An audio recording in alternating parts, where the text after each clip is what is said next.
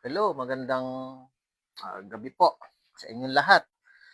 Dito po kami sa bahay ngayon anyway, yung church naman, nasa baba lang naman.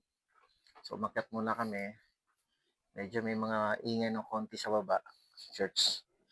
So, tuloy pa rin po kami sa aming study to serve the Lord. At sa oras na ito mga kapatid, bispiras po ng Christmas sa ating paniniwalang 25, isinilang si Jesus. At ating sineselebrate ang Christmas sa araw ng 25. At ngayon nga ay 24. So, tuloy pa rin ang study natin. Pero sa pagkakataong ito mga kapatid, first time po namin gagawin na magkaroon kami ng topical tungkol sa kapanganakan ng Panginoon. Pero ang title po ay Jesus the Son of David, the Messianic title of Jesus. So, kukuha muna ako ng segment or section ng Bible in Luke chapter 1, verse 26 to 38. And so in Book of Joshua, chapter 5, I think 5 na tayo, itutuloy namin sa next, Lord willing, sa susunod, kung lobby ni Lord.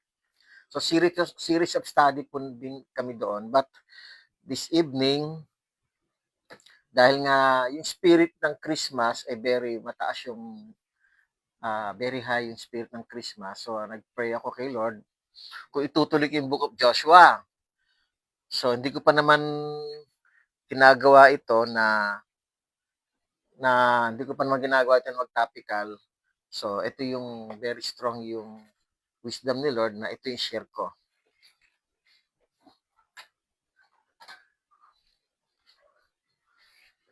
But mga kapatid,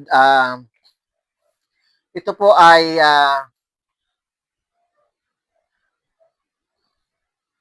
meron pong gustong ipaunawa din si Lord sa atin tungkol dito. So, sa study natin, ibabalita ni Gabriel yung good news kay Maria. And actually kasi natapos na rin namin to dahil book of Luke po kami pag Sunday, ang series of studies. So, babalikan lang natin ito. Pero titingnan natin to sa isang view. Hindi tayo masyado magdidiin sa kapanganakan ni Jesus. Halos alam naman natin yan. Pero dadaanan natin kasi andito, ibabalitangan ni Gabriel. So ngayon, titingnan natin yung transition of time, yung time frame ng Panginoon, kung yung good news, yung una prophecy tungkol sa magiging anak ni David sa in the future, and then yung fulfillment of prophecy in New Testament sa four Gospels, and then after nun, what's next? Kung ano ba susunod? Si David ba ay may connection pa rin kay Jesus sa panahon ngayon? So lahat po yan ay history, pero tingnan natin siya kung paano naman tayo magkakaroon ng connection sa Panginoon na tayo ay hindi naman Hudyo at hindi naman Israelita. So meron kasing konting pwedeng pag-isipin o pag-isipan na may confusion or medyo nakakalito. Paano na naging anak si Jesus ni David, and then later, sa study natin, biglang babanggitin na si Jesus is the Son of God and the Son of the Highest. So, Sister Flora, excuse me, pwede malaman kung malinaw sa inyo yung itong ating study, itong midweek. Sister Flora. Anyway, sige. Heart lang. Heart. Kung maliwanag. Kung okay yung clear ba yung voice, yung audio.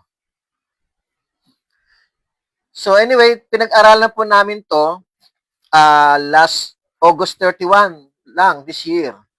Dumaan kami dito. So ang study nga namin doon ay chapter 1 din, verse 26 hanggang 56. So kung gusto niyo balikan po sa YouTube po, please follow my YouTube channel or like my YouTube channel. Yung ibang mga teaching po ng Sunday and Wednesday, andun po. Kaya pwede nyo po kami masundan. sa mga series of teaching ng church. So, ang church po ay lagi pong nag-aaral na we study the Bible, book by book, chapter by chapter, verse by verse. Inductive Bible study, ang method ng teaching. So, announcement po muna, by this coming Sunday, Book of Luke kami. Babalik po kami sa Book of Luke. Kasi last Sunday po, naituro namin yung Matthew chapter 2 tungkol sa infant Jesus. So ngayon mga kapatid, samahan niyo po kami. Lucas 1, 26 to 38 po tayo ngayon. Luke 1, verses 26 to 38. Okay, so ang title po natin ay Jesus, the Son of David, the Messianic title of Jesus. So verse 26, Lucas 1:26. By the way, pray na ba ako? Hindi pa pala ako nag-pray. Lord God in heaven, in the name of Christ Jesus, we ask your Lord guidance, Lord, to study the Bible, especially yung iyong kapanganakan na aming dadaanan at pag-uusapan. Dalangin ko po, Ama, na magkaroon kami ng karagdagang kaalaman at magkaroon kami ng yung spiritual impact nito sa buhay namin at magkaroon kami ng reformation mula doon sa walang pagkakaalam hanggang sa matuto kami, and then later on ay magkaroon ng transformation. So oh Lord, we ask your mercy, patnubayan niyo po kami at nawa Lord ay kami nagpapakumbaba sa iyong harapan na makapangyarihan Diyos na dakila Ama. At sa bugtong na anak na si Jesus, kami po ay patuloy na umaasa at humihingi ng patnubay na kayo po ang maging guro namin sa pamamagitan ng banal na Espiritu, Panginoon. Salamat po, Ama. In Jesus' name we pray. Amen. Sa verse 26, nang ika-6 na buwan, sinugo ng Diyos ang anghel na si Gabriel sa isang bayan ng Galilea na tinatawag na Nazareth. Okay. Verse 27, sa isang birheng nakatakdang ikasal sa isang lalaki na ang pangalan ay Jose, mula sa sambahayan ni David. Ang pangalan ng birhen ay Maria. Binabanggit dito ng ika-6 na buwan kasi bago pa tayo dumating dito sa verse 26, nagbalita si Gabriel kay yung asawa ni Elizabeth, si Zacarias, para ibalita na manganganak si Elizabeth na isang baog at matanda na. So after 6 months na buntis na po si Elizabeth, siya naman dumating ulit si Gabriel sa bayan ng Galilea. At sa lugar ng Galilea, andun yung city of Nazareth. I think city po itong Nazareth na ito. So sabi rito ay ipinagkatiwala ng Diyos. Kung titingnan natin, si Jesus sa dalawa na mag-aasawa pa lang, si Joseph and Mary. Kahit na ang Nazareth, ang evaluation ng Nazareth, according kay Nathaniel, in John chapter 1, verse 46, mga kapatid, sabi ni Nathaniel, ay can anything good come out of Nazareth?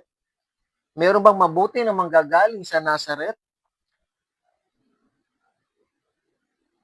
Pero according sa mga Bible scholars, actually according dito pa lang sa John chapter 1 verse 46, na ang Nazareth ay hindi maganda ang reputation.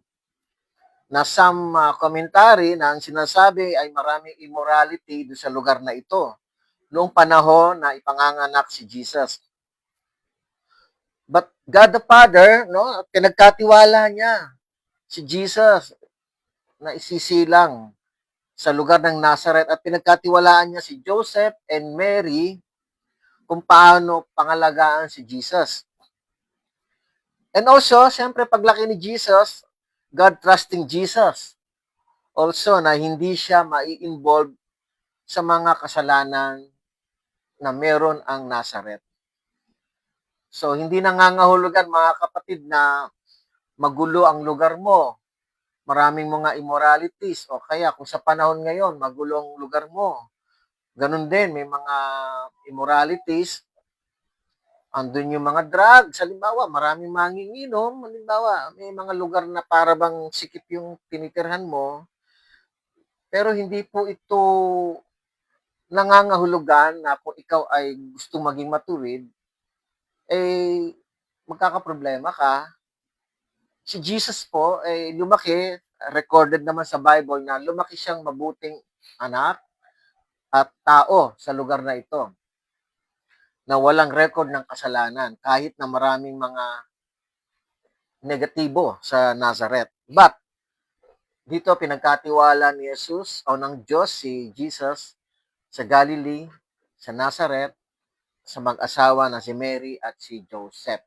Siyempre, pagdating ni Jesus, paglaki niya na, mas makikita natin na talagang mataas ang level ng self-control ni Jesus sa mga temptation.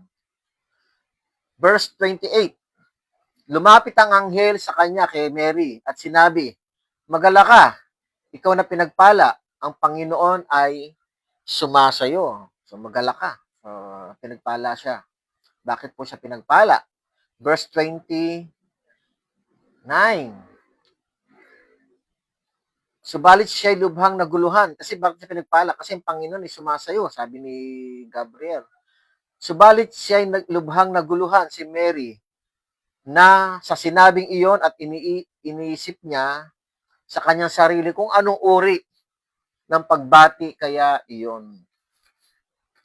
Actually, maraming pagbati po sa Jerusalem, sa mga tao noon. May pagbati na shalom, kapayapaan ang sumainyo. Ano pa pagbati? Even si Abraham, kung ako'y nakatagpo ng paglingap or favor sa'yo, may mga ganong pagbati. And then, may mga ganon. So, si Mary, marahil, alam niya yung mga differences o pagkakaiba ng mga pagbati. But this greetings is very, siguro, parang hindi ito normal na sabihin kay Mary sa isang babae, ang Panginoon ay sumasayo. Samantalang ang babae, mga kapatid, noong panahon na ito, ay hindi naman sila katulad ng mga lalaki. Eh, kumbaga sa secondary citizen sila eh. Itong mga babae, parang hindi sila ganun tanyag para bigyan sila ng parang itaas or bigyan ng favor. But kaya nga medyo naguguluhan siya. Kaya medyo parang anong klase kaya ito? Ano kaya ito? Prank? Parang sa panahon natin, parang gano'n, no? But tingnan natin, medyo naguluhan siya. But tingnan natin verse 30. Sinabi sa kanya ng anghel, "Huwag kang matakot, Maria, sapagkat nakatagpo ka ng paglingap sa Diyos." Ito yon. "Do not be afraid, Mary, for you have found favor with God." O, favor nga. Sabi, nakatagpo ka, huwag kang matakot, Maria, sapagkat nakatagpo ka ng paglingap sa Diyos. So mga kapatid, ang favor ay galing sa Diyos para kay Mary. It is not favor from Mary to God. Ito po, nadidinig ko lang ito, pero hindi naman siguro marami, pero meron talaga ako nadinig, personal ko nadinig na may mga nagsasabi na kung wala raw si Mary, wala raw si Jesus. So, hindi po ganon. Pag sinabi natin ganon, di para ang favor galing kay Mary. Papunta sa Diyos. Na parang si Mary ang may right para magpagamit sa Diyos. It is God, the Father. Kaya yung mga ganong kasabihan, mali eh. Mali yung katuwiran na ganon. Without Mary, kung wala raw si Mary, wala raw si Jesus. Hindi po ganon. Kasi lalabas niya na ang favor ay galing kay Maria. But the favor ay galing sa Diyos para kay Mary. Ibig sabihin, bless siya, magalak ka, ang Panginoon ay sumasayo dahil ang favor ay binibigyan ka ng Panginoon. Papasok si Mary sa isang controversial na situation. Alam natin ito na manganganak siya na without any sexual intercourse, which is sa panahon nun, kapag ikaw ay nagbuntis na hindi pa naikakasal, pangit ang imahen. And then, mga kapatid, so, si Mary tumanggap ng favor galing sa Panginoon. Ito'y pribilehiyo na ibinibigay ng Diyos sa sino man, even today. Sino man gagamitin ng Panginoon para magamit sa kanyang ministeryo, ito'y pribilehiyo. Kapag sino mang tao ginagamit ng Lord to preach the word, to share the gospel, I think the same way din, ganito rin yon. No, parang sinasabi rin sa inyo, for you have found favor with God. I think pareho lang. Kung ikaw ginagamit ni Lord bilang part of God's ministry to preach the word, to bring good news, I think pareho lang kung sino man yung ginagamit ng Lord sa panahon ngayon na ikaw ay nakatagpo rin ng pabor galing sa Diyos. Verse 31, at ngayon, sabi ng anghel, maglilihi ka sa iyong sinapupunan at magsisilang ka ng isang anak na lalaki at tatawagin mo siya sa pangalang Jesus. So, alam natin, no? Jesus, ang inform English din ng Jesus is Joshua. Marami po, ibig sabihin, Savior. But, pakisearch na lang po. Verse 32, so ang pangalan tatawag ay Jesus. So, in Hebrew is Yeshua. Okay, verse 32. Siya'y magiging dakila at tatawaging anak ng kataas-taasan. So, ito yung unang ina-address kay Jesus, Son of the Highest. At ibibigay sa kanya ng Panginoong Diyos ang trono ng kanyang amang si David. So, kaya lang medyo parang biglang nagkaroon ng na pwede natin simula na isipin na, teka lang, ba't ganon? Anak siya ng kataas-taasan. Tapos ang trono ay ibibigay daw sa kanya ng Panginoon sa kanyang amang si David. Si David ba ang Diyos na kataas-taasan? Siya ba yung sinasabing kataas-taasan? Kasi pag tinignan natin, parang siya ang tinutukoy, no? Okay. So, pwede natin tignan na baka ito yung bagay na pwede natin pag-usapan this evening, na pwede magkaroon ng confusion ng tao na who is David? Bakit na-connect siya? Na si Jesus na panganganak sa kanyang lahi ay magiging anak ng kataas-taasan. Verse 33, siya maghahari sa sambahayan ni Jacob magpakailanman at hindi magwawakas ang kanyang kaharian. So ngayon, sa mga hindi nakakakilala kay Jacob, si Jacob po ay anak po siya ni Isaac, and Isaac is the son of Abraham. So si Jacob po ay merong kambal na si Esau. In Old Testament and in New Testament, mas kilala si Esau sa mga salitang Edomites. Siya ay Edom. So, who is Jacob? Si Jacob po, mga kapatid, anak niya po, isa sa 12 tribes po ay si Judah. Si Judah, anak niya po, hindi siya direct na anak, pero yung descendants po ni Judah ay si David. Kaya isang pamilya po ito. From Abraham to Jacob, from Jacob to David, and then from David to Mary and Joseph. Si Jacob po ay isa rin siyang kung tawagin ay Israel. Siya po yung Israel. So maghahari daw si Jesus. Ang sabi rito sa verse 33, siya ay maghahari sa sambahayan ni Jacob magpakailanman. So yung the word forever. Tapos at hindi magwawakas ang kanyang kaharian. Mga kapatid, ito ay prophecy, no? Ito yung pinakamaliwanag na prophecy from in 2 Samuel from Old Testament, o 7 verse 12 to 13, ikalawang Samuel.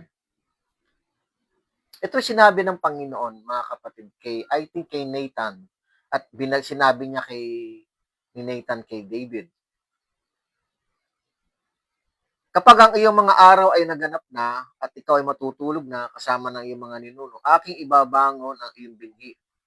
Pagkatapos mo na magmumula sa iyong katawan at aking itatatag ang kanyang kaharian. So ito po 'yon, yung sinasabi ni kay David. Siya ay magtatayo ng bahay para sa aking pangalan. Actually, templo po 'yan. At ang aking itatatag ang trono ng kanyang kaharian magpakailanman. So dito po galing yung prophecy na sinasabi ni Gabriel. Pero ito po ay kinuha ni Solomon. But prophecy muna siya. Pero kakatawanin po ni Solomon po ito, yung magiging hari after David. So ito ay messianic prophecy na balitang-balita ng mga panahon noon. At ipinapaalala ng anghel Gabriel kay Maria.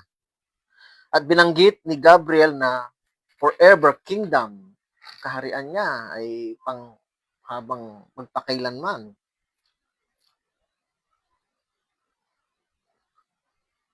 Dahil po, tulad na sinabi ko, si Mary po ay anak ni David, sa anak ni David na si Nathan.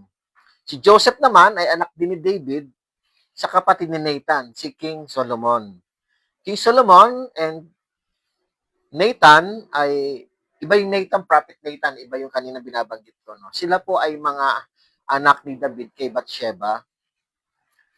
So lahat po sila, ang mga anak nila ay patungo sa kay Mary at kay Joseph. Kaya iisang blood connection ito o descendants po ito na sinasabi. Ngayon, sabi nung anghel ay magpakailanman daw ang kaharian ni Jesus. Hindi magwawakas ang kanyang kaharian.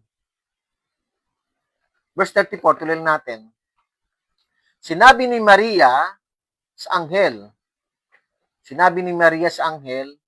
paano mangyayari ito samantalang ako'y wala pang nakikilalang lalaki? Okay naman daw, sabi Sister Flora. Thank you. Thank you po, Sister Flora.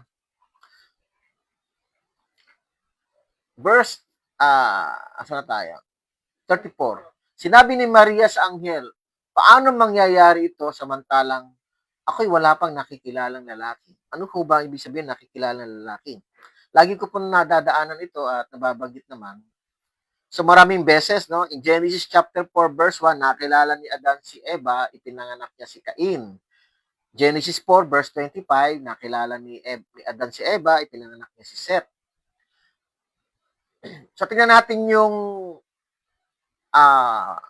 paliwanag niya sa Book of Judges, Hukom chapter 21 verse 12. Na ibig sabihin na nakakilala or to know is ito po. Hukom chapter 21 verse 12. Kanilang nalaman na ang mga naninirahan sa Jabes Gilead ay 400 dalaga na hindi nakakakilala ng lalaki sa pamamagitan ng pagsiping sa kanya. Kanilang dinala sila sa kampo sa Shilo na nasa lupain ng Kanaan. So, kaya nga yung pagsiping na ito o kaya yung nakakilala is sexual intercourse. So, paano lang mangyayari yun? Sabi ni Mary, good question naman talaga yun. Magbubuntis siya. Manganganak siya, pangalan Jesus. Na wala pa, ikakasal pa lang sila. Nasa betrothal stage pa lang sila, which is 1 year bago ikasal. But tinuturing na sila mag-asawa. Nagsisimula pa lang. Pero ito yung balita kaagad. Paano nga naman mangyayari yon? Verse 35. At sumagot ang anghel sa kanya, bababa sa iyo ang Espiritu Santo. Sumagot yung anghel kay Maria. Bababa sa iyo ang Espiritu Santo at lililimang ka ng kapangyarihan ng kataas-taasan. Kaya't ang batang banal ay tatawaging anak ng Diyos. So pinaliwanag ng anghel yung proseso. This is the process and the principle of God na hindi kayang gawin ng tao. Sistema to ng Diyos. Ang Diyos lang nakakagawa nito. Bababa sa iyo ang Espiritu Santo at lililimang ka ng kapangyarihan. Ang kapangyarihan, yung Espiritu Santo. At yung maglililim ay yung kapangyarihan ng kataas-taasan yung Diyos.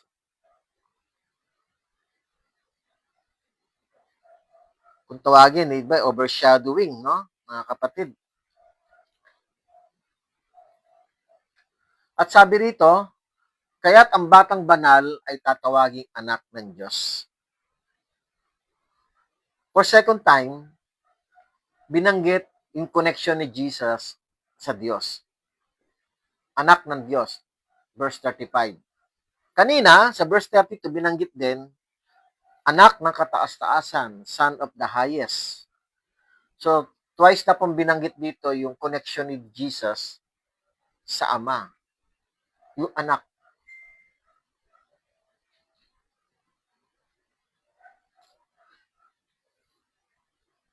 And sa kabila ng lahat, biglang binanggit sa verse 32 kanina na ang Panginoon daw ay, ang Panginoon Diyos ay ibibigay ang trono ng kanyang ama, o ang Panginoong Yesus bibigyan ang trono ng kanyang amang si David. Kaya medyo parang gumulo.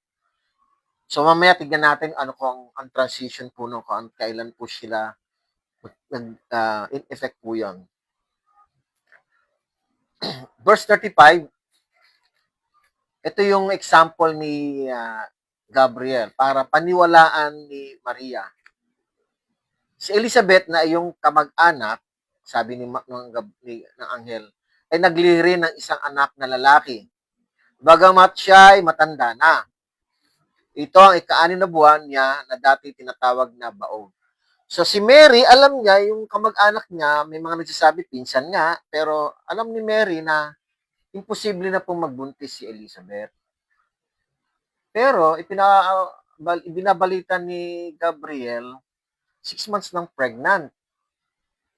So doon pa lang, maaari makatulong na to kay Maria para paniwalaan yung balita na yon. At yung sinasabi ni Maria, bagamat imposible, manganak siya ng isang sanggol na hindi siya nakikipagtalik.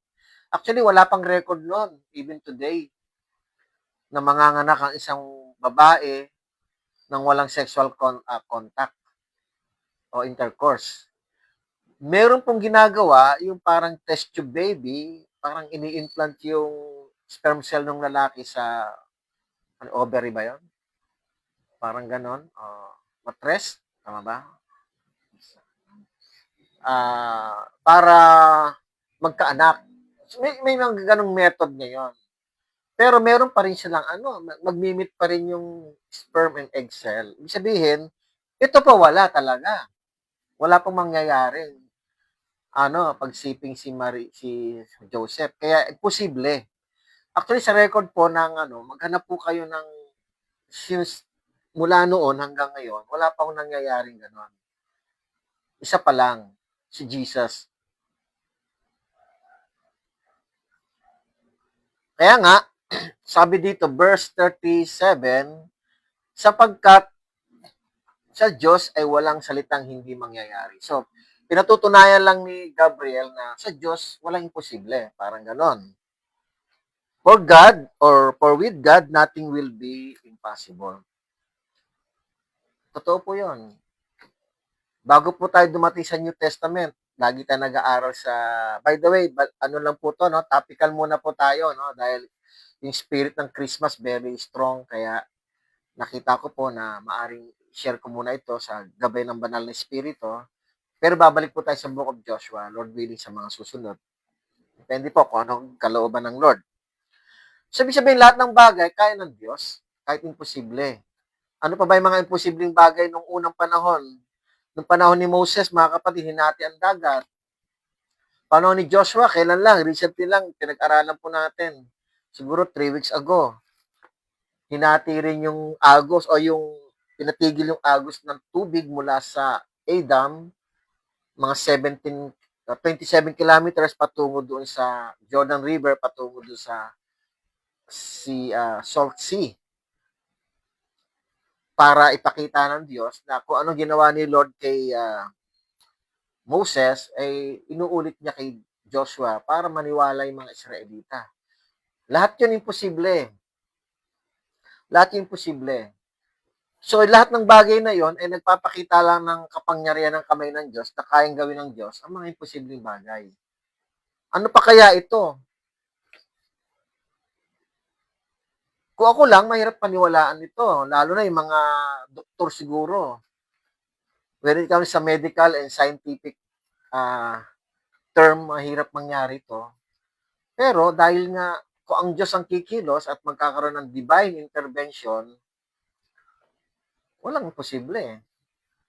Kaya pinaliliwanag ng anghel kay Mary na sa Diyos, no, for with God, nothing will be impossible. Walang imposible sa Diyos. Magkakaanak si Elizabeth at ipanganganak ni Elizabeth si John the Baptist. Walang imposible sa Diyos at manganganak din si Mary nang walang anumang pagsisiping. Virgin siyang ipanganganak si Jesus. Verse 38, last verse. At sinabi ni Maria, narito ako, alipin ng Panginoon. Mangyari sa akin ang ayon sa iyong salita. Pagkatapos iniwan siya ng anghel. So pag iwan sa kanya ng anghel, na-confirm ni Mary na narito siya, tinatanggap niya yung magiging nanay siya ni Jesus dito sa lupa. Let your will be done. Sabi niya, mangyari sa akin ang ayon sa iyong salita. So simula dito mga kapatid, maglilihi na po siya. Very controversy nga. Kasi nga, walang sexual contact siya tapos maglilihit at mga magbubuntis na hindi pa siya ikinakasal. 1 year pa eh. Kaya mga kapatid, no, hanggang doon lang muna tayo sa verse 38. So, approve po kay Mary. At si Mary, sabi niya, alipin ng Panginoon. So, bilang alipin, nararapat lang na magpasakop, sumunod sa master niya, sa Panginoon. Kaya, narito, perhaps may idea si Mary na kung ano yung prophecy from David doon sa darating na Kristo or Jesus or Messiah. May idea po siya. Kaya nga ginagamit ni Gabriel yung mga example na ang trono ng kanyang amang si David, si Jacob. So may mga remarkable to sa kanila na maaaring nadidinig ito madalas yung prophecy na darating na si Jesus. At hindi niya inaasahan na isa pala siya sa magiging kasangkapan ng Diyos para ipanganak si Jesus. Now, dito sa verse 37, nakalagay dito, sapagkat sa Diyos ay walang salitang hindi mangyayari. So, ano-ano ba yung mga salitang hindi mangyayari na pinag-usapan natin dito? Na, na after this, mga susunod pang mangyayari. Meron po akong tatlong example na pwedeng, yung mga tatlong example na nothing will be impossible with God. First example po, si Mary ay maglilihi at manganganak at ipanganganak ay si Kristo. Na si Mary ay birhen, no sexual intercourse, or without blood transfusion. But lalabas po si Jesus. So, isa yon. Nothing is impossible to God. Pangalawa, nagkatawang tao, si Jesus. So, hinubad niya ang kanyang anyong Diyos. So, tingnan natin yung Philippians chapter 2, verse 5 to 7. Magkakaroon kayo sa inyo ng ganitong pag-iisip, sabi ni Pablo, na kay Kristo Jesus din naman. Pilipos 2 po ito, verse 5 to 7. Sabi dito, na siya, bagamat nasa anyo ng Diyos, si Jesus po yon, ay hindi niya tinuring na isang bagay na dapat panghawakan ang pagiging kapantay ng Diyos, kundi hinubaran niya ang kanyang sarili. So ito yung second impossible but naging posible at kinuha ang inyong alipin na naging katulad ng tao. So ito yung ikalawang with God, nothing will be impossible. Ito yung second part. So bumaba siya, nagpakababa siya.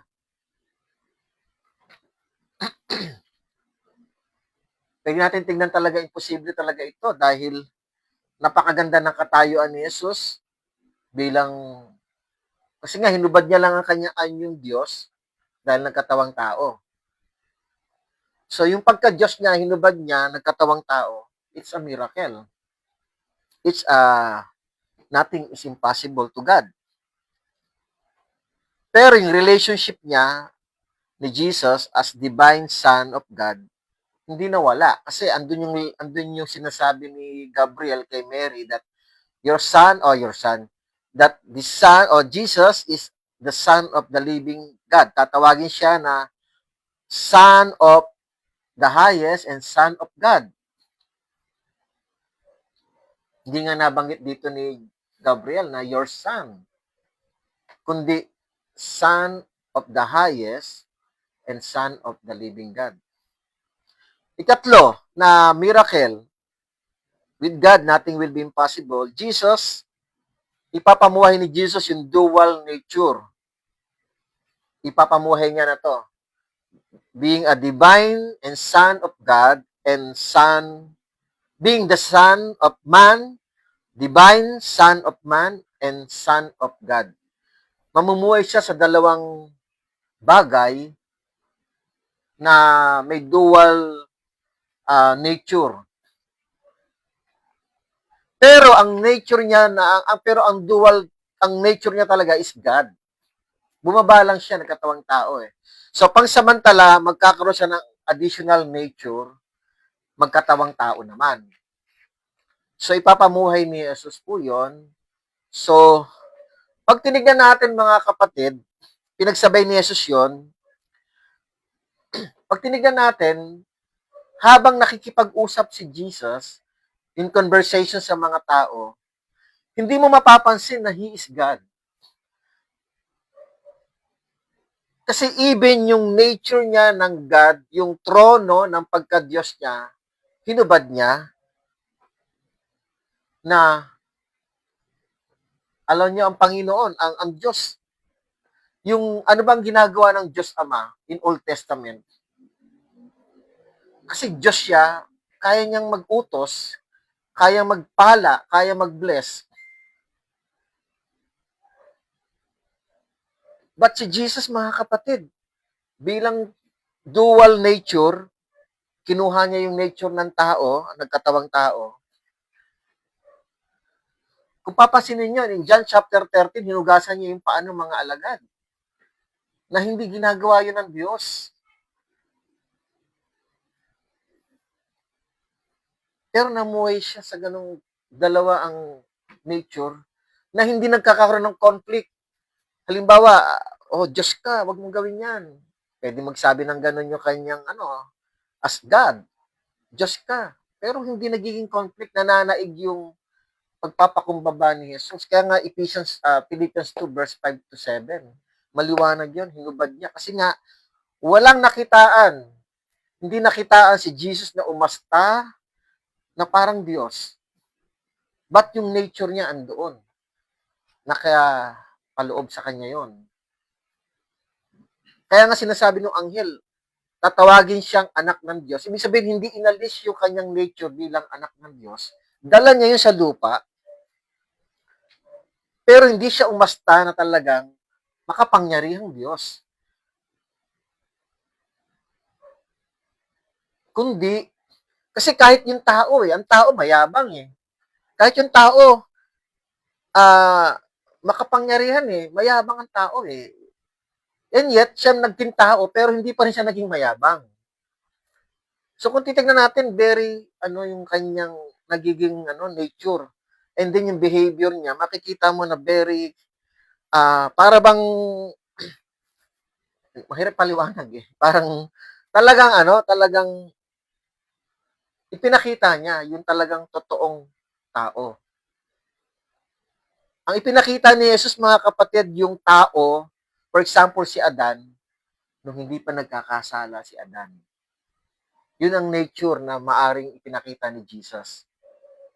At hindi pa nagkakasala si Eva. Sila po ay wala pang kasalanan. So, yung klase ng nature na yun ang maaring isinasabuhay ni Jesus.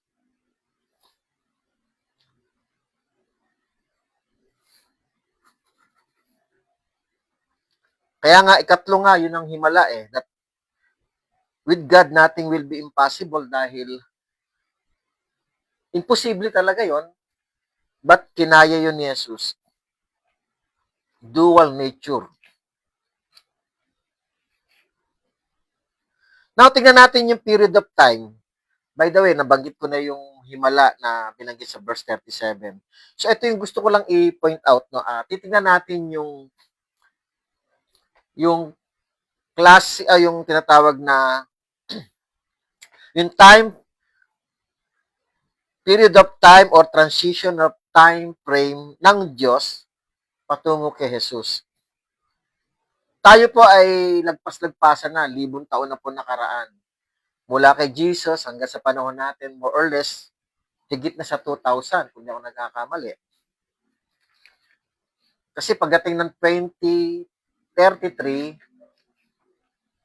kasi 2025 ngayon, kung si Jesus ay namatay at the age of 33, or 33 and a half, ibig sabihin, hindi pa tayo pumapasok sa year 2000 talaga nung siya ay namatay. Kasi 2025 tayo, pero pagdating ng 2023 o 2033 o 2034, nasa year 2000 talaga tayo after ng kanyang kamatayan. Pero sa ating panahon,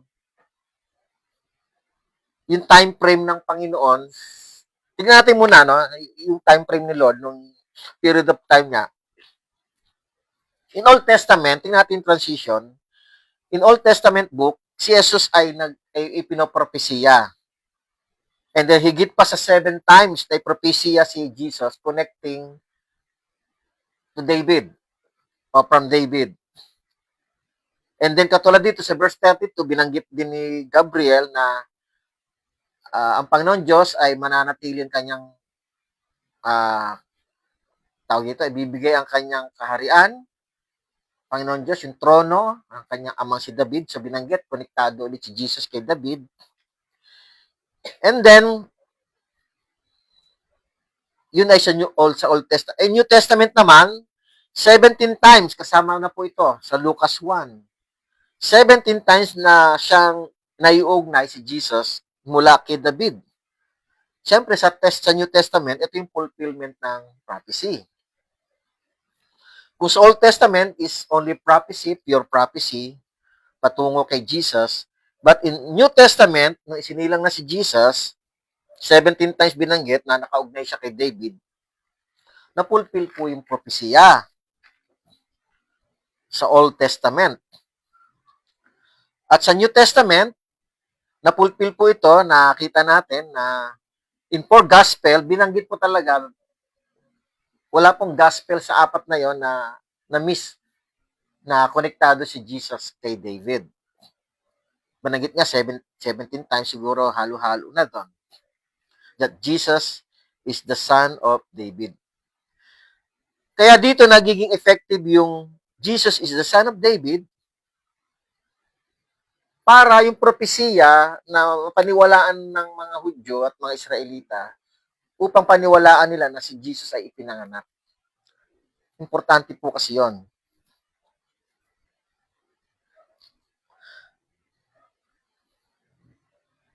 But, no, mga kapatid, no, kung titignan natin na Jesus is the son of David, na para bang merong lineage o lineage ng blood connection from David to Jesus. Pero ang totoo, wala po talagang connection. Tignan natin ito po yung magsasabi. 4 days bago po si Jesus hulihin at bago po siya ipako sa krus, more or less 4 days, kausap ni Jesus yung mga alagad, may kausap siyang pariseyo, tinanong niya ang pariseyo dito. So, kung papansinin niyo po si Jesus kapag nagtatanong, depende sa tinatanong. Minsan, kumbaga sa atin, lalo na ngayon, Christmas party sa mga ibang lugar, may mga question and answer, may tinatawag na, pag may mga contest, di ba, may tinatawag na difficult question, okay, easy question. Dito, may tanong po si Jesus sa mga pariseyo. Very difficult question. Hirap sagutin. At si Jesus lang makakaalam. Ano po ba yon? Tanong na yon na kung anong kaugnayan. May kaugnayan ba talaga si Jesus kay David?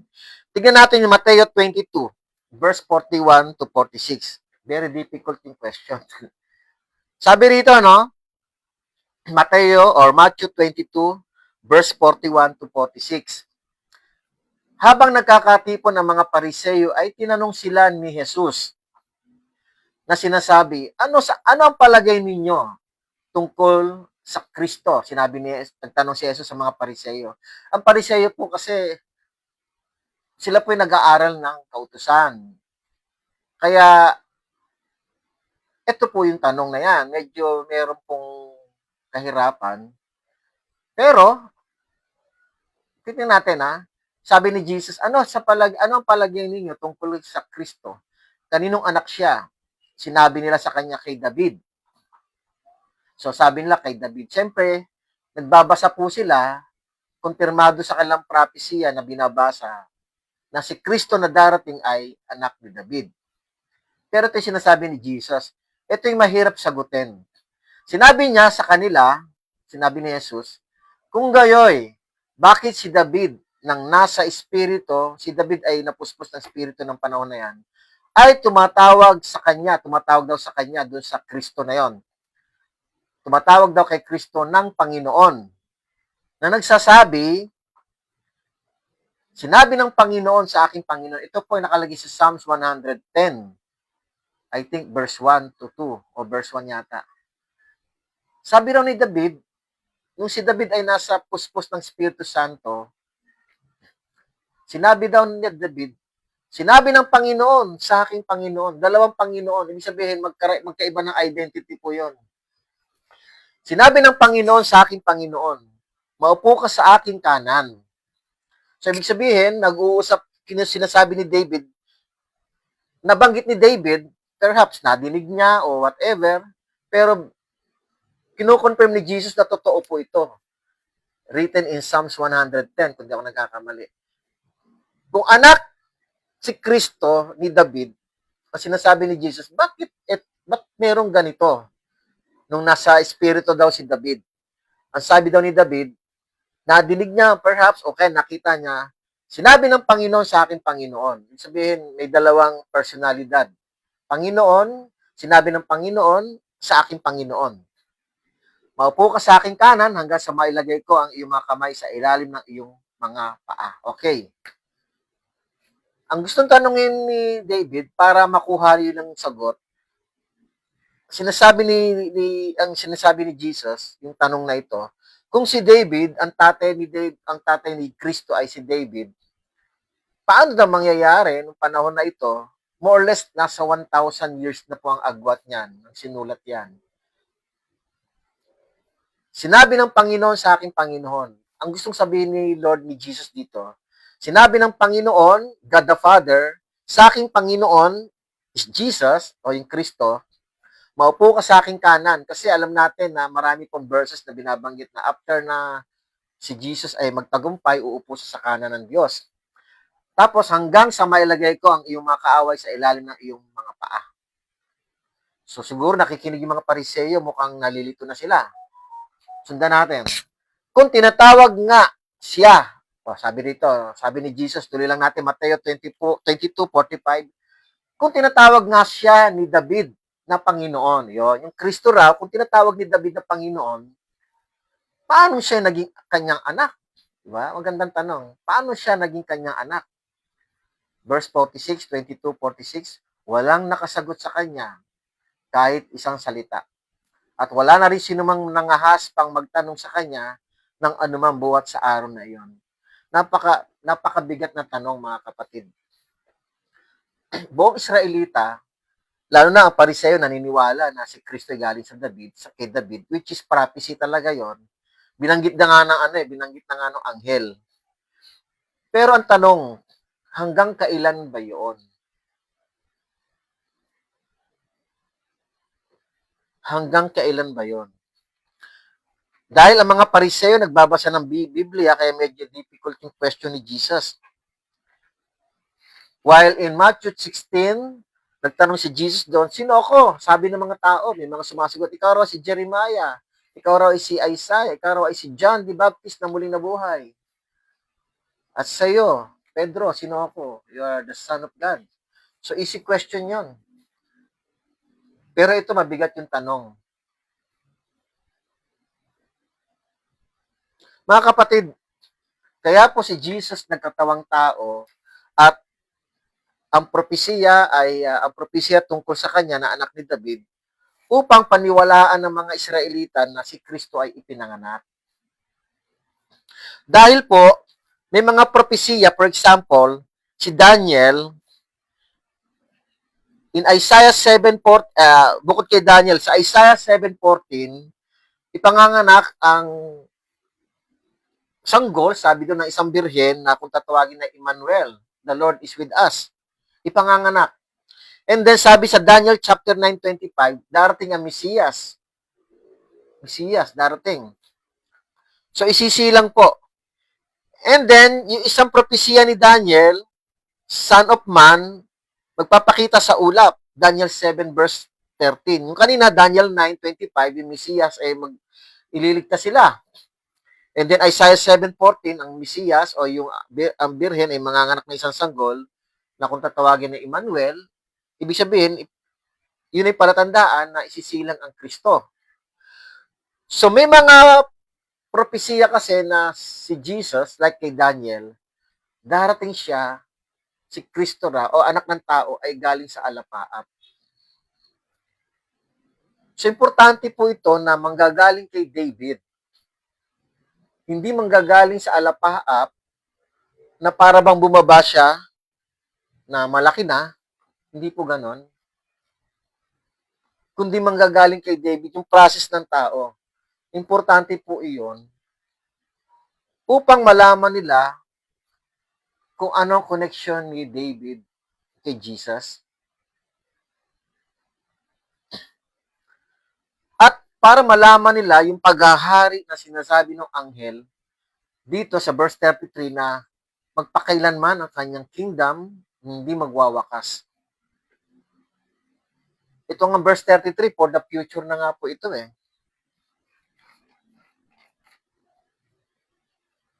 Ang majority na Israelita at ang turo ng mga Pariseo, naniniwala sila na anak talaga ni David ang Kristo. Pero maliwanag ang sinasabi ni Jesus, hindi. Nagkatawang tao lang po siya, pero nagpasako po siya bilang tao, pero kailangan may pamilya po siyang panggagalingan at may lahi. Kailangan may pamilya siyang panggagalingan at may lahi. Kaya, actually, hindi lang po ang mga Pariseo, halos lahat ng mga Israelita yun ang paniniwala, which is kasi yan ang prophecy. And even yung mga alagad, yun ang paniniwala. Kaya nga, nung namatay si Jesus, at muli siyang nabuhay, actually, nung namatay siya, natapos na yung pag-asa nila na parang wala na. Wala na yung trono na ipinangako na maghahari si Jesus, yung Kristo. Namatay na eh. Pero nung muling nabuhay si Jesus, bumalik yung pag-asa nila, mga kapatid, ang mga alagad. Kaya ang tanong ng mga alagad kay Jesus, bago po makyat si Jesus sa langit, no? Ang tanong sa Gawa chapter 1, verse 6 to 7, ang tanong ng mga alagad, ito yung resurrection, muli nang nabuhay si Jesus. Sila ay nagkatipon o nagkakatipon, siya'y kanilang tinanong, yung mga alagad nagtanong kay Jesus, Panginoon, ito ba ang panahon na panunumbalikin mo ang kaharian sa Israel? So yung tanong nila, nabuhay yung tanong nila na dati namatay na kasi nga akala nila itong Jesus na ito, itong Kristo na to ay talagang papalit sa Roma. Aalisin yung Roma, something na magkakaroon ng labanan, parang ganon. At aaklas po sila, lalaban po sila, at magiging maaagaw ni Jesus yung trono. Kasi ang thinking nila, mga kapatid, si David ay very mighty warrior. Matindi, marami pong napapatay si David. So tinitingnan nila na si Jesus ay katulad ni David. Gaano ba katindi si David? Matindi po. Nung ikakasal po siya, ibibigay ni Saul yung anak niya. Humingi si Saul, King Saul ng 100 na foreskin, yung mga tinuling lalaki. Ibinigay ni David 200. Isang labanan yon. Sabihin, hindi mo naman pwedeng pakiusapan yung mga kalaban na pwede ba kitang tuliin. Hindi. Pwede mong patayin lahat yon. Papayag ba yun na tutuliin mo sila? Papatayin mo talaga sila. So, ang thinking ng mga Israelita, lalo na yung mga ito sa New Testament, matindi, nakipaglaban si si David. Super warrior, super mighty warrior si David. Alam nila, tinutulungan si David ng Diyos kung paano makipaglaban na hindi natatalo. So, ganun din tingin nila kay Jesus. Kaya, kahit na ang tingin nila kay Jesus as simpleng tao lang, alam nila yung kapangyarihan ng Diyos ay na kay Jesus. Kaya lang, nakikita nila, nagpapagaling si Jesus. Bumubuhay ng patay. Parang iba yata. Hindi yata ito si David. It's not like look like a David warrior. Si David, di ba? Alam natin kapag nagkaroon ka ng for example, sino ba yun? Yung humihingi ng pagkain, si Nadab ba yun? Na hindi siya pinagbigyan, papatayin niya sana eh. Si Jesus nagpapatawad, bumubuhay ng patay. So nakita nila parang iba ito kay David.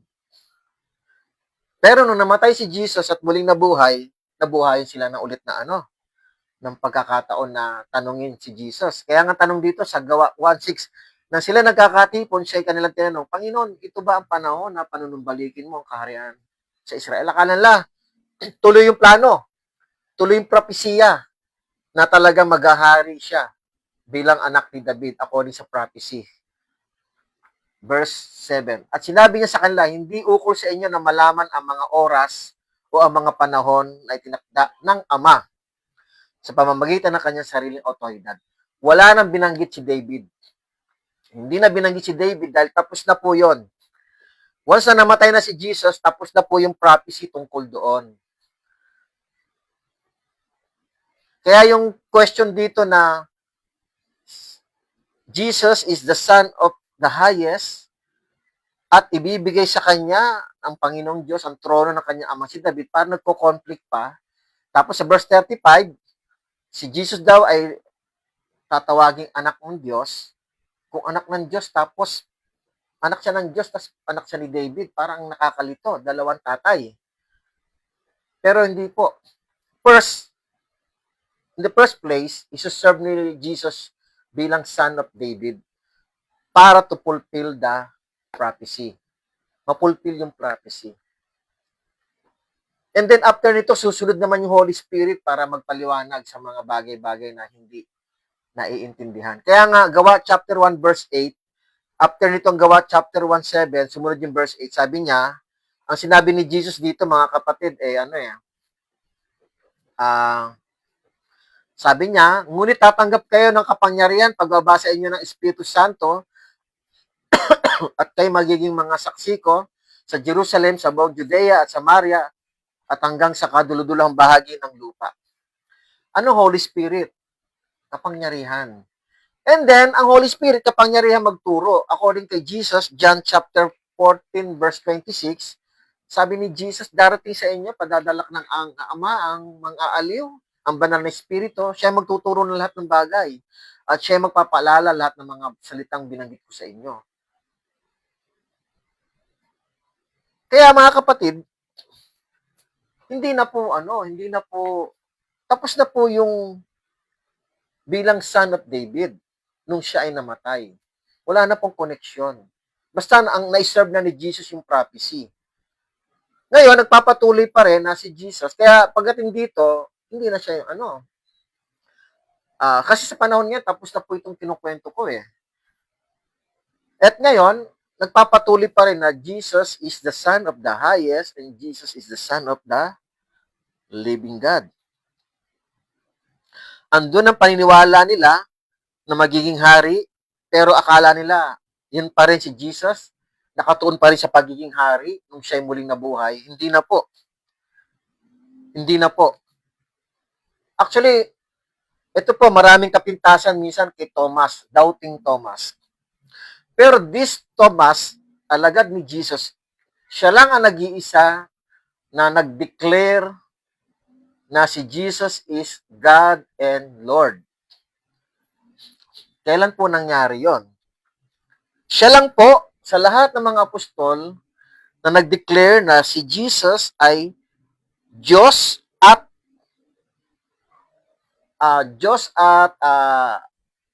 tawag dito, Panginoon. Hindi na nabanggit yung Son of David. Only Thomas declared this at sa mga taong naniniwala. Tingnan natin, John 20 verse 26 to 29, malapit na po tayo. Tingnan na po natin, no? Pagkaraan ng 8 araw, parang dumidilim na yan. Naka-charge na yan. Pagkaraan ng 8 araw ay muling nasa loob ng bahay ang kanyang mga alagad at kasama nila si Tomas. Kasi si Tomas po absent po eh. Kaya tinatawag na doubting Thomas. Nakasara ang mga pinto. Ito yung parang after 1 week. Subalit pumasok si Jesus at tumay sa gitna nila at sinabi, kapayapaan ang sumainyo. Ibig sabihin, second time ulit siya pumasok si Jesus na hindi kumakatok. Pero andun na si Tomas. At sinabi niya kay Tomas, sabi ni Jesus, ilagay mo rito ang iyong daliri at tingnan mo ang aking mga kamay. Ilapit mo rito ang iyong kamay at ilagay mo sa aking tagiliran. Huwag kang mag-alinlangan kundi sumampalataya. So, itong pananampalataya ni Tomas is very high na, mataas. Sumagot si Tomas at sinabi sa kanya, Panginoon ko at Diyos ko. Bakit po sinabi ni Tomas yung Panginoon ko at Diyos ko? Mga kapatid, si Kristo po dito, tapos na po siyang namatay at muling nabuhay na po siya. Balik na po siya sa kanyang nature bilang Diyos. Sabi sa Philippians 2 verse 5 to 8, di ba, hinubad niya lang yun eh. Pero ngayon, Diyos na po talaga siya. Na may sinasabi ng iba na dulas lang, hindi po. Kinorek ba si Tomas ni Jesus? Oy, wag mo akong tatawagin God. Kasi minsan sinabi ni Jesus in John chapter 13 verse 13, sabi ni Jesus, tama kayo, tinatawag niyo akong guro at Panginoon, ako ngayon. Ito ba, iko-correct ba ni Jesus si Tomas na tinawag siyang God? Sasabihin ba ni Jesus, huwag mo ko tawagin God, there is only one God, according sa binanggit ni Jesus, John chapter 17, verse 2 or 3. Ano sabi ni Jesus sa kay Tomas? Sinabi sa kanya ni Jesus, sapagkat ako'y nakita mo ay sumampalataya ka. Yung pagkakita ni Tomas kay Jesus is resurrected body. Divine God. God na siya ulit. Hinubad niya lang kasi yun, nagkatawang tao. Pero ngayon, namatay na yung katawang tao niya at ang muling pagkabuhay niya ay iba na. Glorified body na po ito. Sabi ni Jesus, mapalad ang hindi nakakita, gayon may sumasampalataya. Mapalad ang mga tulad ninyo, tulad natin na hindi nakakita, na sumasampalataya na si Jesus ay muling nabuhay. Kapag tayo nananampalataya na si Jesus ay muling nabuhay, you declare Jesus is not only Jesus as Lord, but you declare Jesus is also God. Kasi ang kinideclare natin dito, yung hindi siya nagkatawang tao eh. Ang dinideclare natin dito na siya ay muling nabuhay. Binanggit ko kanina, di ba? Philippians 2 verse 5, hinubad niya ang kanyang anyong Diyos. Hindi pinilit kapantayan ang Diyos, kundi hinubad niya at nakitaan siya na naging tao, alipin pa sa pinaka-level na mababa ng uri at level ng tao. Kaya tayo naniniwala kay Jesus as God because we are not only believing that Jesus became man, we also believing that Jesus is resurrected God. Kaya tayo naniniwalang God kasi muli siyang nabuhay, tulad ni Tomas. Kaya ang naniniwala kay Jesus bilang Panginoon at Diyos, isa lang kahulugan, naniniwala ka rin tulad ni Tomas na siya ay muling nabuhay. Siya pinasok ni Tomas yung niya, di ba? Sa kamay niya, sa ni Jesus para paniwalaan. So si Jesus, si Tomas po, nire-represent po siya natin na yung paniniwala na tinawag niya si Jesus bilang Lord and God. Kaya mga kapatid, may mga nagsasabi, marami kayo nababasa sa mga Facebook na may mga debate ng mga iglesia ni Cristo. Wala namang, hindi naman sinabi ni Jesus. Hindi nga. Wala naman talaga yon. Pero, in Philippians 2 verse 5 to 8, hinubad niya kasi yun nung nagkatawang tao. Pero ngayon, muli siya nabuhay, sinabi ni Tomas maniwala tayo kay Tomas kaysa sino mang relihiyon o iglesia na nagsasabi na hindi Diyos si Jesus. Nung nagkatawang tao siya, pwede mo siyang tawaging Lord or Son of God. Kasi yun ang kanyang talagang nire-represent. Hindi niya sinasabing God talaga siya. Pero nung siya muling nabuhay, ibinalik niya na yung bihis niya as God. But anyway, lahat po ito ay part ng history. Tayo, kayo, mga kapatid, naniniwala kayo na siya ay muling nabuhay. So, i-declare niyo na si Jesus is not only the Lord, but only God, is also God. Kasi yung pagkabuhay niya mismo, nakabalik na siya bilang Diyos. Lahat ito ay part ng history, yung mga nangyari, nung memories tungkol kay Jesus is the Son of David, memories na lang po yon. Pero mga kapatid, Jesus is the Son of God, hindi po memories yon. And Jesus is God and the Lord, hindi po memories yun. Dahil existing talaga siya ngayon. Nananatili siya. Ang memories na lang, ang mga nakaraan ng history, yung siya ay nagkatawang tao na nire-represent niya na siya ay anak ni David, to represent para paniwalaan siya ng mga Israelita. Very important kasi yun. Ang mga Israelita, mahilig sila sa connection ng history, kung sino-sino yung mga tao involved. Kaya ang history na to, but anyway, mga kapatid, ang history na ito, effective pa rin ito for evangelism hanggang ngayon para sa mga Israelita. Marami pang Israelita, Israel as a nation, hindi pa rin naniniwala kay Jesus. Kaya, ang Book of Revelation, kinukonek pa rin ni Jesus sa kanyang sarili. For example, ito po yung address niya sa 7 churches. Pagdating sa evangelism, para paniwalaan siya na anak ni David, ginagamit pa rin itong gospel.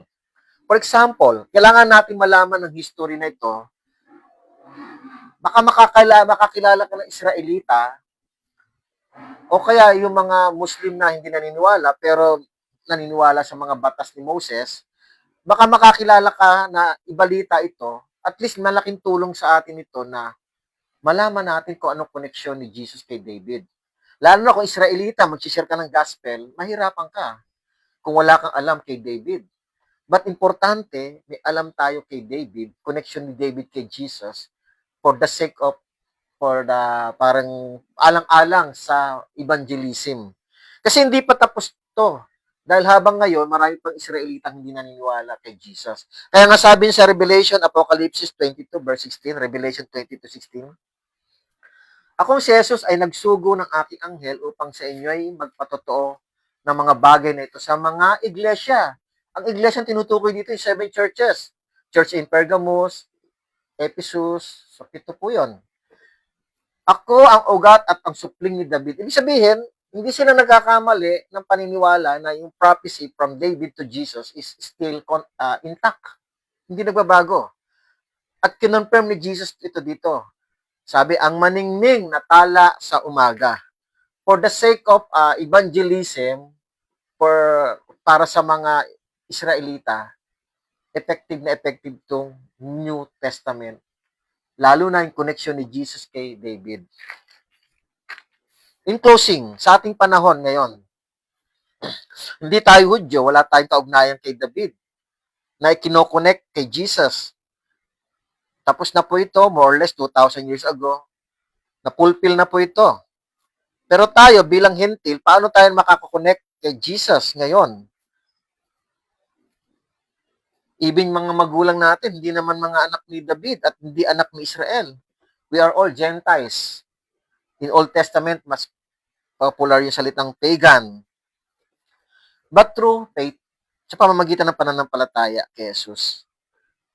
Sa Ebanghelyo na ibinahagi ni Jesus, siyempre yung kanyang death and resurrection.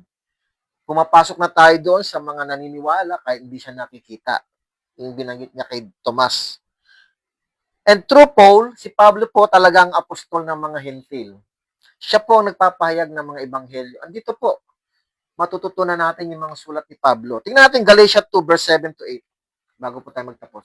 Kundi nang makita nila na sa akin ay pinagkatiwala ang ebanghelyo, sabi ni Pablo, ebanghelyo para sa mga hindi tuli, kung ibig sabihin hentil, kung hindi Hudyo, kung paano pinagkatiwala kay Pedro ang ebanghelyo sa mga tuli. Ibig sabihin, si Pedro po, siya po ang tagapag bahagi ng ebanghelyo doon sa binabanggit niya na gagamitin siya ng Panginoon in Matthew chapter 16 verse 18, no, upon this rock I will build my church, sinasabi niya kay Peter. Kasi nga, magiging apostol siya ng mga Israelita, si Pedro.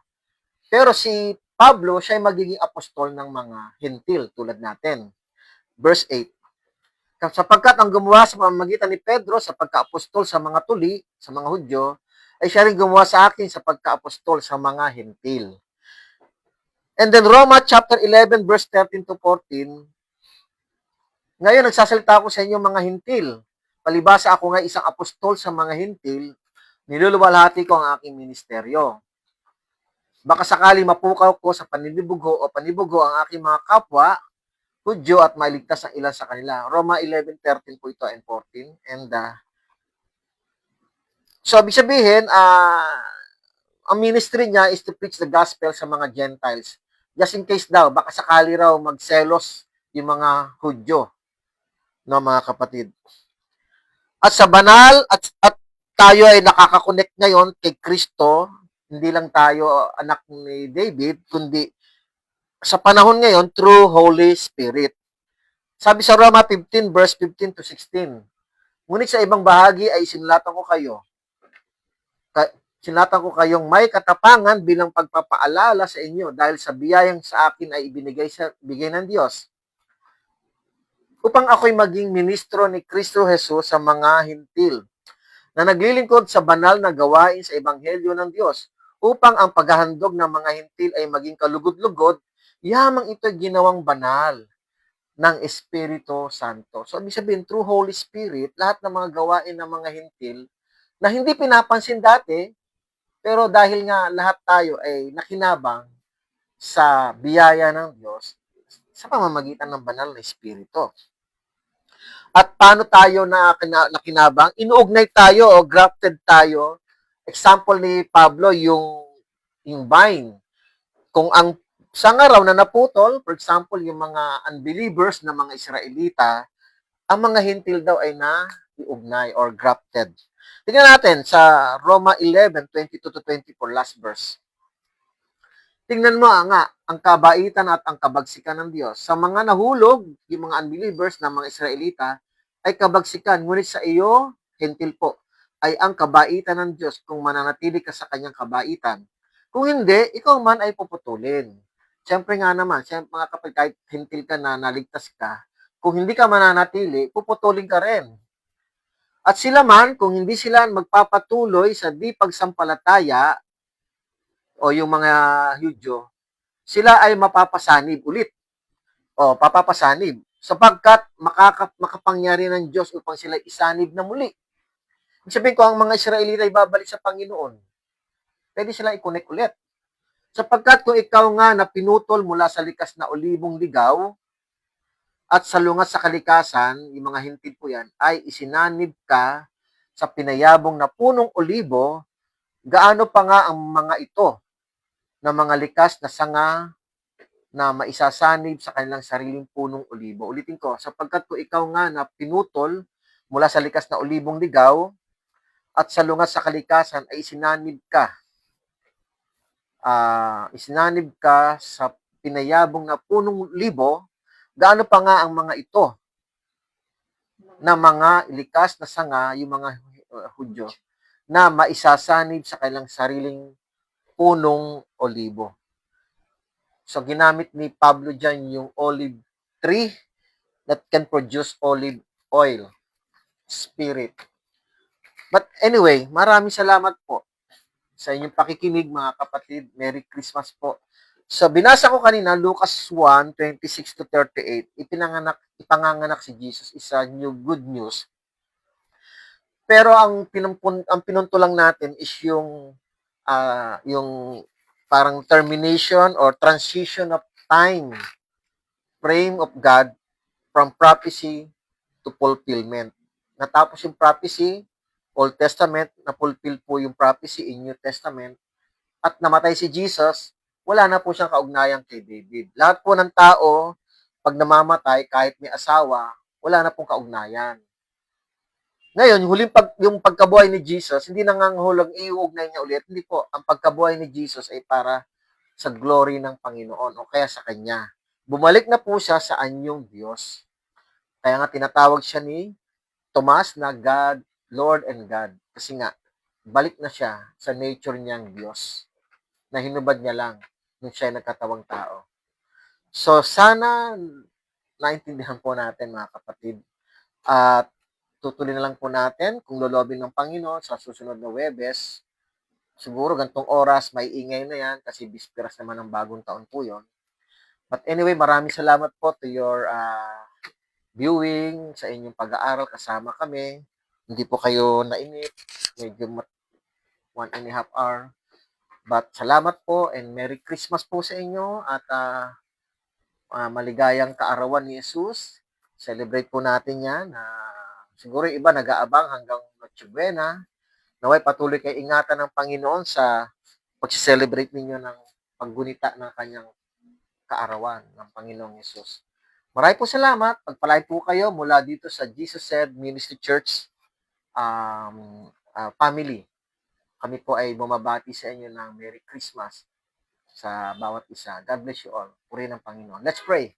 Father God, in Jesus' name we pray. Salamat po sa biyaya, Lord, na pinagkaloob mo kami na magkasama-sama kami kahit online.